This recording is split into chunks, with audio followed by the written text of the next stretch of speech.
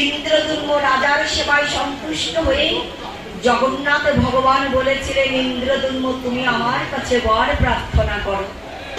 সেই বর স্বরূপ ইন্দ্রদুম্ন রাজা চেয়েছিলেন, হে জগন্নাথ, তুমি কৃপা করে আমায় 18টা পুত্র সন্তান দিয়েছ, আমি তোমার কাছে প্রার্থনা করি আমি যেন অপুত্রক হতে পারি, আমি যেন অপুত্রক হতে পারি। 18টা পুত্র সন্তান সবই যেন তোমার চরণ পাই হে জগন্নাথ।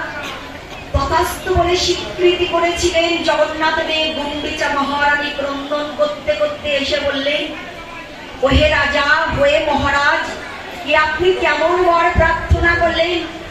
সবাই পুত্রের কামনা করে আর আমরাও করেছিলাম। জগন্নাথ কৃপা করে 18টা পুত্র দিয়েছেন আমাদের, আপনি অপুত্রক হওয়ার বর প্রার্থনা করলেন।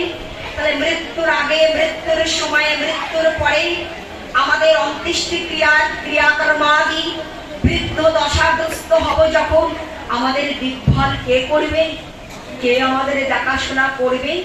আপনি কেমন বর প্রার্থনা করলেন?